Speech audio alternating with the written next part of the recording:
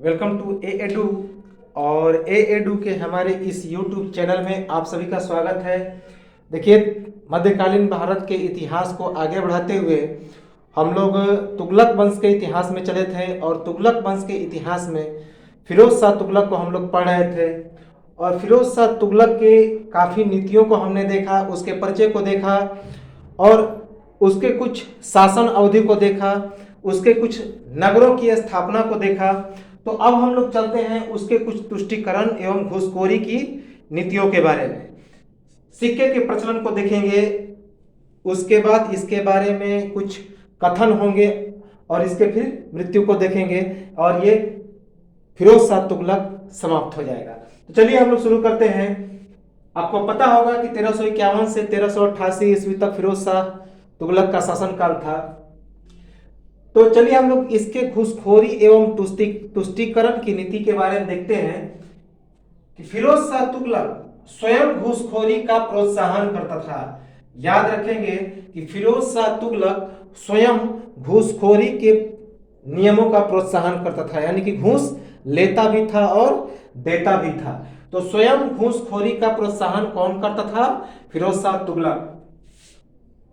फिरोज शाह तुगलक ने एक घुड़सवार को अपने खजाने से एक टंका दिया ताकि वह रिश्वत देकर अपने घोड़े को पास करवा सके।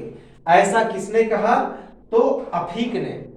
अफीक के अनुसार फिरोज शाह तुगलक ने एक घुड़सवार को अपने खजाने से एक टंका दिया ताकि वह रिश्वत देकर अपने घोड़े को पास करवा सके। ऐसा किसने कहा? तो अफीक ने। कि फिरोज शाह तुगलक ने एक घुड़सवार को अपने खजाने से एक टंका दिया ताकि वह अपने घोड़े को पास करवा सके। ऐसा किसने कहा? अफीक ने। राज्य की आमदनी का ब्यौरा तैयार करने वाला प्रथम शासक, ये इंपॉर्टेंट है कि राज्य की आमदनी का ब्यौरा तैयार करने वाला प्रथम शासक कौन था? तो वो था फिरोज शाह तुगलक। तो फिरोज शाह तुगलक राज्य की आमदनी का ब्यौरा तैयार करने वाला प्रथम शासक था। याद रखेंगे। फिरोज शाह तुगलक के शासन काल की वार्षिक आय 6 करोड़ 78 लाख टंका थी और यह किसने बताया?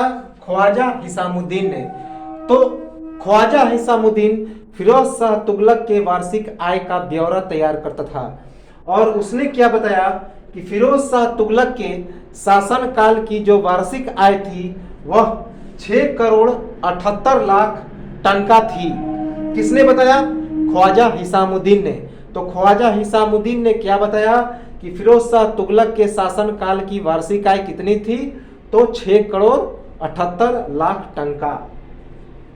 अब हम लोग इसके कुछ सिक्कों पर आते हैं, सिक्कों के प्रचलन पर आते हैं। फिरोज शाह तुगलक ने कौन कौन से सिक्कों का प्रचलन किया और सिक्कों पर क्या क्या अंकित किया। सबसे पहले इंपॉर्टेंट है, परीक्षा में पूछा गया है कि चांदी एवं तांबा के मिश्रण से अद्धा जो था वह तांबा का 1/2 भाग जीतल था एवं बिख चांदी का 1/4 जीतल था नामक सिक्के का प्रचलन। तो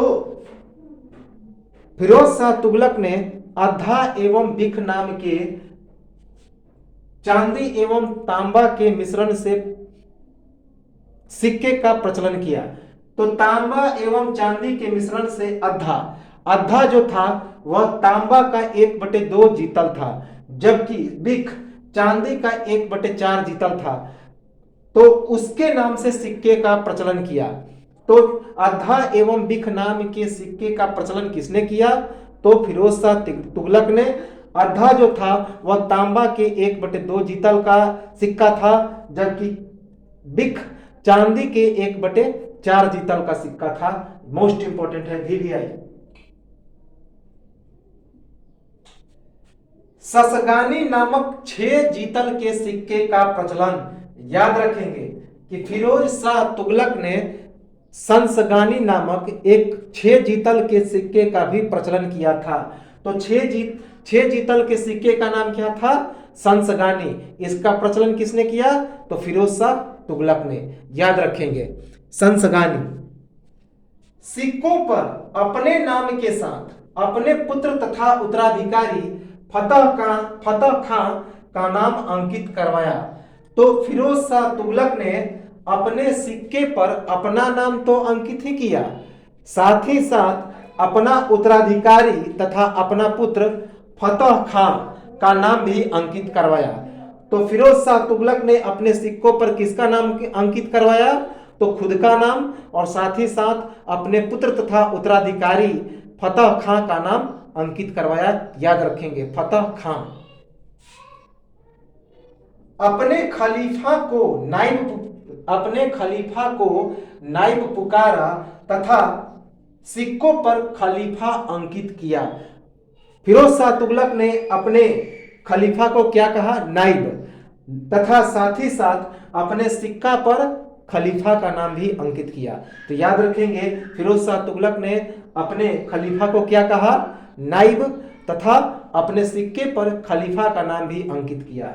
अब इसके बाद हम लोग इसके मृत्यु को देखते हैं। 1374 ईस्वी में उत्तराधिकारी पुत्र फतेह खां, जिसे हम लोग फतेह खां या फतह खां भी कहते हैं, की मौत हो जाती है। 1374 ईस्वी में उत्तराधिकारी पुत्र फतह खां की मौत तथा 1387 ईस्वी में दूसरा पुत्र खाने जहां की मौत, इससे गहरा आघात लगा। सितंबर 1388 ईस्वी में 80 वर्ष की अवस्था में मृत्यु, और दफन कहां पे होता है? हौज खास, नई दिल्ली में। तो देखिए, 1374 ईस्वी में उसका उत्तराधिकारी पुत्र फतह खां की मृत्यु हो जाती है। उसके ठीक 13 वर्ष बाद, यानी कि 1387 ईस्वी में फिरोज शाह तुगलक का दूसरा पुत्र खने जहां की मौत हो जाती है।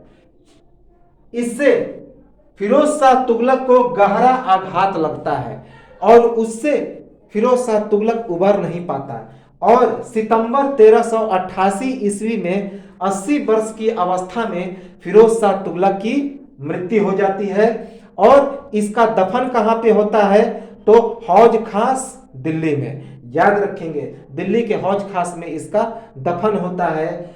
सितंबर 1388 ईस्वी में इसकी 80 वर्ष की अवस्था में मृत्यु होती है। कब? क्यों? क्योंकि 1374 ईस्वी में इसका पहला उत्तराधिकारी पुत्र फतेह खां की मृत्यु, और 1387 ईस्वी में दूसरे पुत्र खने जहां की मृत्यु, उसी के कारण इसको गहरा आघात लगा था। अब इसके मृत्यु के बारे में कुछ कथन है, उसे हम लोग देख लेंगे। सबसे पहले, फिरोज शाह तुगलक इस समय का सबसे धर्मांध शासक था एवं इस क्षेत्र में सिकंदर लोदी एवं औरंगजेब का अप्रगामी था। यह बात किसने कहा?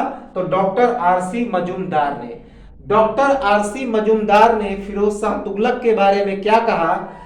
फिरोज शाह तुगलक के बारे में डॉक्टर आरसी मजूमदार ने कहा, फिरोज शाह तुगलक इस समय का सबसे धर्मांध शासक था एवं इस क्षेत्र में सिकंदर लोदी एवं औरंगजेब का अप्रगामी था।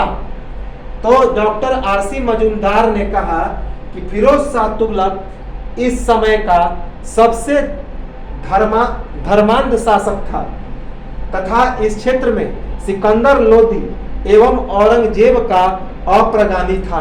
यानी कि धर्मांध के क्षेत्र में सिकंदर लोदी और औरंगजेब को भी इसने पीछे छोड़ दिया था। यह बात किसने कहा? डॉक्टर आरसी मजूमदार ने। फिरोज शाह तुगलक का शासनकाल कल्याणकारी निरंकुशता पर आधारित था। कुछ इतिहासकारों का मानना है कि फिरोज शाह तुगलक का शासनकाल कल्याणकारी निरंकुशता पर आधारित था। याद रखेंगे, निरंकुशता तो था लेकिन कल्याणकारी था। विजयों तथा युद्धों की तुलना में अपनी भौतिक उन्नति को श्रेष्ठ स्थान देने वाला, शासन के कर्तव्यों को विस्तृत स्थान देने वाला तथा इस्लाम धर्म को राज्य शासन का आधार मानने वाला प्रथम सुल्तान अर्थात प्रजा की भलाई के लिए कार्य करने वाला प्रथम सुल्तान तथा सल्तनत युग का अकबर एवं शेरशाह। यह बात किसने कहा था? तो हेनरी इलियट तथा एलिफिंस्टन ने। तो हेनरी इलियट तथा एलिफिंस्टन ने फिरोज शाह तुगलक को सल्तनत युग का अकबर एवं शेरशाह कहा।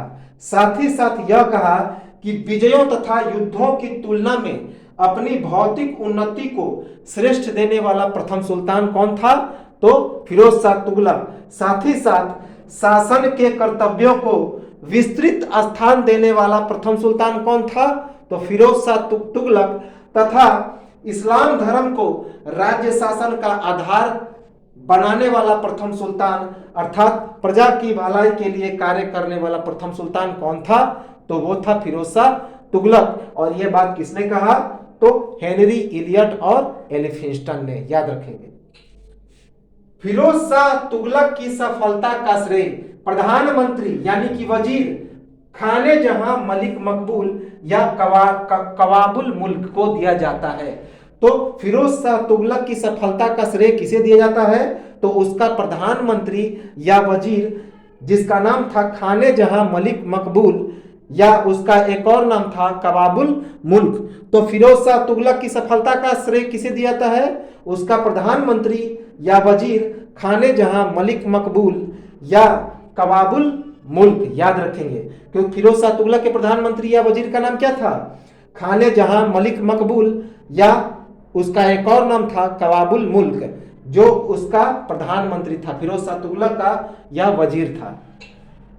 जियाउद्दीन बर्नी ने फिरोज शाह तुगलक के संबंधित दो किताब लिखी। पहले किताब का नाम था फतवाए जहांदारी और दूसरे किताब का नाम था तारीखे फिरोज शाही। तो जियाउद्दीन बर्नी द्वारा रचित पुस्तक जो फिरोज शाह तुगलक से संबंधित था, दो किताब फतवाए जहांदारी एवं तारीखे फिरोज शाही। तो पूछा गया प्रश्न है कि जियाउद्दीन बर्नी ने कौन कौन सी पुस्तक लिखी फिरोज शाह तुगलक के लिए, फिरोज शाह तुगलक से संबंधित? तो एक किताब का नाम था फतवाए जहांदारी और दूसरे किताब का नाम था तारीखे फिरोज शाही। और याद रखेंगे हमने अभी बताया कि पिछले वीडियो में बताया था कि फिरोज शाह तुगलक ने स्वयं द्वारा भी अपनी आत्मकथा लिखी। उस किताब का नाम था फतुहाते फिरोज शाही या सीरते फिरोज शाही। तो ये था हमारा फिरोज शाह तुगलक। इसके बाद हम लोग तुगलक वंश के कुछ छिटपुट शासक को देखेंगे और यह तुगलक वंश समाप्त हो जाएगा। तो मिलते हैं हम लोग अगले वीडियो में। इसका एक स्क्रीनशॉट ले लें और साथ ही साथ लाइक सब्सक्राइब कमेंट करते रहें। तब तक के लिए नमस्कार।